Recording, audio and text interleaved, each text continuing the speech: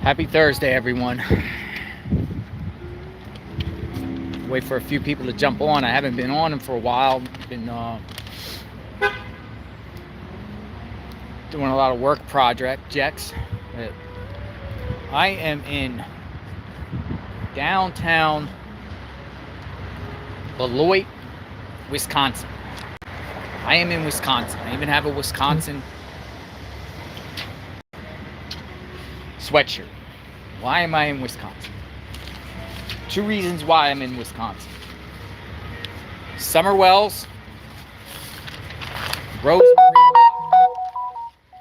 Rose-Marie Bly, and Summer Wells. I am in Wisconsin. I am in Beloit, Wisconsin. Downtown Beloit, Wisconsin. Why am I here? Good afternoon. Well, some of you might or might not know Candace Harrer is in this area. Candace Harrer is in the Beloit area. What happened to Rose-Marie Bly? What happened to Summer Wells? I'm going to be in Wisconsin for the next few days. And there's a lot of things I want to cover. One, I'm going into Polk County, Wisconsin, and I'm going into Burnett County, Wisconsin.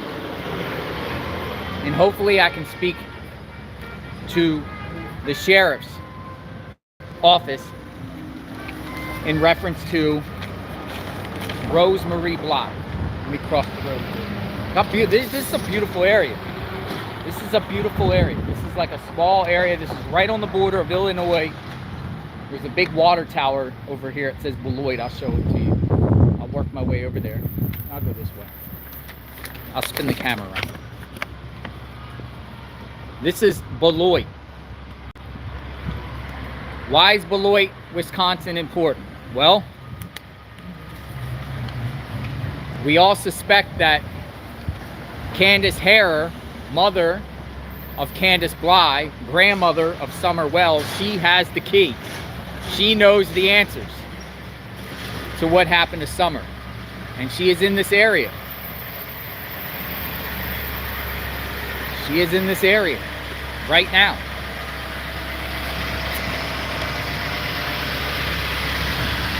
I plan on going to the Polk County Sheriff's Office. I plan to go to the Burnett County Sheriff's Office in Wisconsin to get records. And also, hopefully, I can speak to the Sheriff's Office to get records.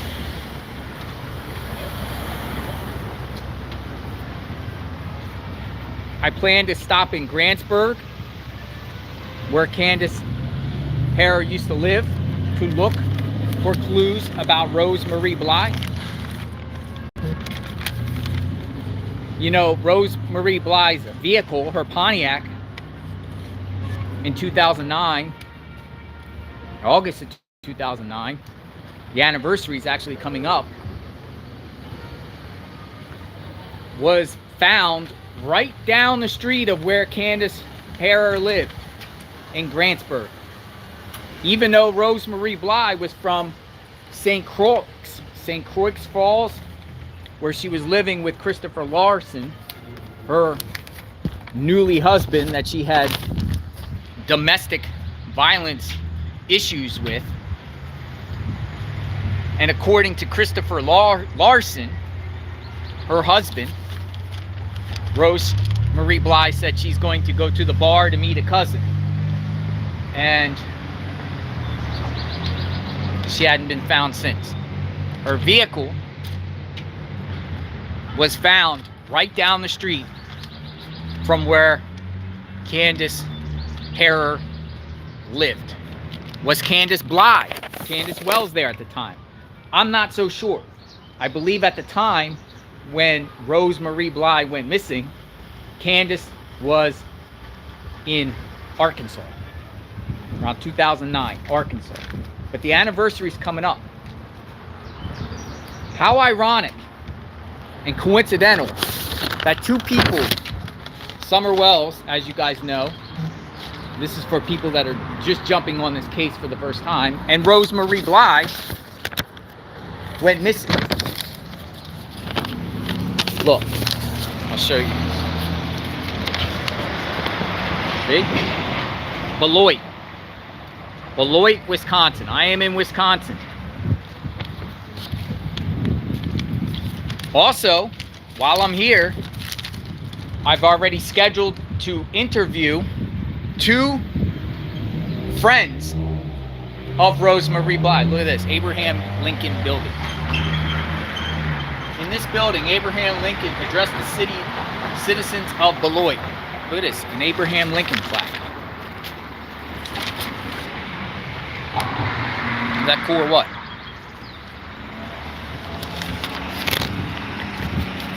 But I plan to speak to 2 childhood friends of Rose Marie Bly while I'm here.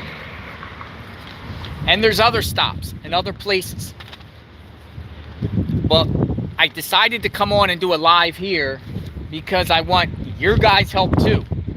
You guys are a part of this quest to find answers on what happened to Summer Wells and Rose Marie Bly, considering that 2 family members from the same family went missing a decade apart, but they're both unsolved.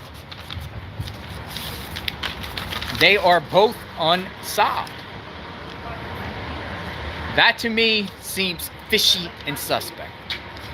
And I'm sure a lot of you guys would agree. This is right on the Illinois border. My sources and my intelligence tells me that Candace Harrer is here in Beloit, right on the Illinois border. Now, Grantsburg and St. Croix Falls is quite a distance away. It's probably about 4 to 5 hours away from here into Wisconsin. It's all the way up by the Minnesota border. It's all the way up by the Minnesota border. You need to subscribe to this channel. You need to hit the notification button. But what I'm asking you guys, I'm asking all of you guys, is for assistance. What do you think needs to be done? What would you like to see in Wisconsin? What would you like? Who would you like to be, like, who would you want me to interview? Who needs to be spoken to? What do you think? Give me some ideas too. I need you guys' help. You guys are a part of this too. We are actively trying to find out what happened to Summer Wells. You know, I just went on Twitter. Yeah, I go on Twitter every day to look on, you know, the Summer Wells case, but Summer Wells is just fading away. It's fading away. If you put in Summer Wells in the Twitter search, it used to be people be tweeting every hour about Summer. Something.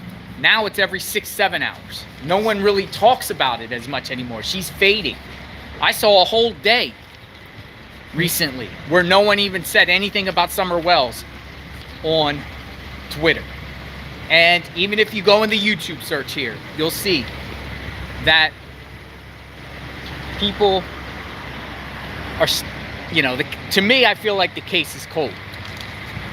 But I also feel like the case can be open, back open, and new leads if Candace Harrer decides to speak. As we all know, Candace Harrer left that Ben Hill Road with her camper and her trailer. She's back in Wisconsin. Now, will she be staying here permanently? Will she be staying in the Beloit area? Beloit is also can consist of South Beloit, which is the Illinois border. It's right over there. I'll take you over to the river over here. I think this is called the Rock River. This is Rock County. I'm in Rock County, Wisconsin, right across the border.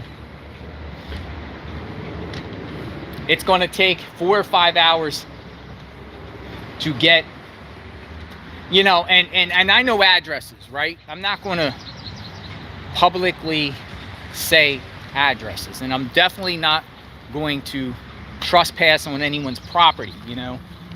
But we're trying to find Summer. We're trying to find out what happened. If any of you guys know Candace Hare, please let Candace Hare know that I'm in town, I'm in the area, and I'm willing to talk to her about Rosemarie Bly and about Summer. I'm going to take you over here to this river. Bear with me. So that's where I'm at. I figured I will cover this area here because I haven't seen anyone really in the Wisconsin area covered this case. You know, we talk about Rogersville, Tennessee, Beech Creek, Hawkins County, but we don't talk about Wisconsin. And as of right now, we know that Dawn Wells is in jail. By the way, let me just touch on something, right? You guys know that Dawn Wells' release date is October 30th, as of now. October 30th, 2022. Here's the river. Here, I'll just show you the river real quick. And then we'll touch on Dawn Wells before I sign off. Alright, so this is some sort of river here. Rock River. Rock River. I don't know what the quality of the internet here is. It only has a couple bars. It's just a small town. Small town. Alright, so going back to Dawn Wells before I sign off, and I just want to touch on this, that as of right now, his release date is October 30th, 2022. Now, if you look on the calendar, that date actually falls on a Sunday. That falls on a Sunday. And it had me thinking for a second. I know, and I can only speak for the Bureau of Prisons, federal prison, right? They do not release inmates on weekends. If your release date falls on a Saturday or Sunday in the Federal Bureau of Prisons, instead of getting out on that Saturday or Sunday, they will let you out on Friday.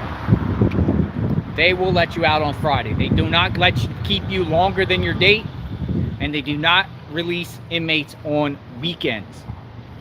The R&D, receiving and delivery, the processing center to process inmates in and out of jail is not open. So it made me wonder about Dawn Wells because his date falls on a Sunday. And it made me think, okay, everyone's suspecting Dawn Wells gets out on the 30th Sunday. Is it possible he gets out on the 28th or Friday? Would the prison let him out or the jail let him out on Friday? Because everyone's assuming he was getting out, assuming he's getting out on Sunday. But it could be Friday. So I called the jail. I called the Hawkins County Jail to clarify that. And this is what they told me. They told me that sentenced inmates, because there's a difference between inmates that are in the jail that are just there pending charges, which can bond out, and sentenced inmates. Dawn Wells would be a sentenced inmate. A pending charge person would be someone that just gets arrested and gets booked in the jail and gets a bond or no bond, but they get a bond, and if they post bond, they can actually get out anytime they want, as long as they post that bond. So I asked, the sentenced inmates in the Hawkins County Jail get out on weekends? And this is what they told me. They told me yes. Yes, they do. They told me some counties in the state of Tennessee do not let inmates get out, or sentenced inmates, out on the weekend. Meaning, if an inmate, like I said, their release date falls on a Saturday or Sunday, they will let them out on the Friday. But Hawkins County, they let them out. They let them out on their date. So, as of right now, Dawn Wells. Oh, and another thing is, I asked, when does an inmate on their release date get released? Is there a specific time? And they say it varies. Some inmates can technically get out at 12:01 a.m. on their release date. Some might get out at 8 a.m. Some might get out at noon. It also depends on your method of getting out, meaning your transportation. Are you getting picked up? Are you walking? Are you taking an Uber?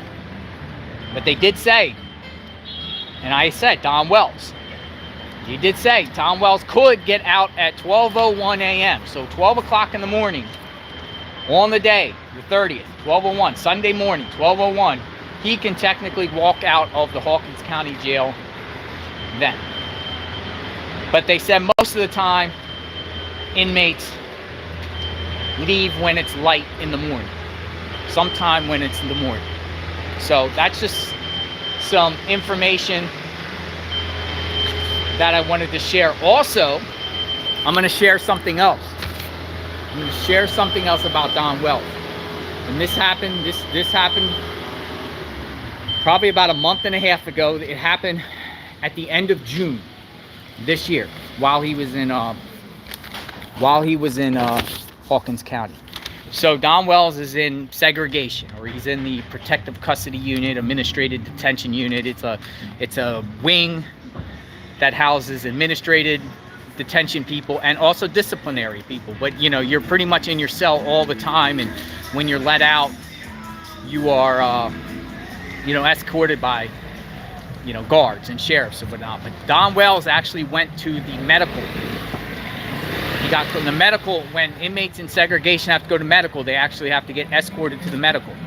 He went to medical at the end of June. I don't know what the medical condition was, but when he went to medical, he got into it with another inmate there, and another inmate was screaming at him, demanding to know where Summer is. Another inmate from the general population who was at medical at the same time Don was medical.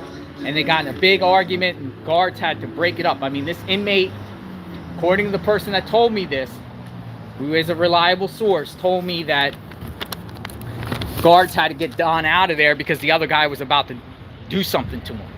He was screaming at him, tell where Summer is, what did you do to that poor little girl, and things like that. So it does, Don Wells almost got it. He almost got it. And that's a true story.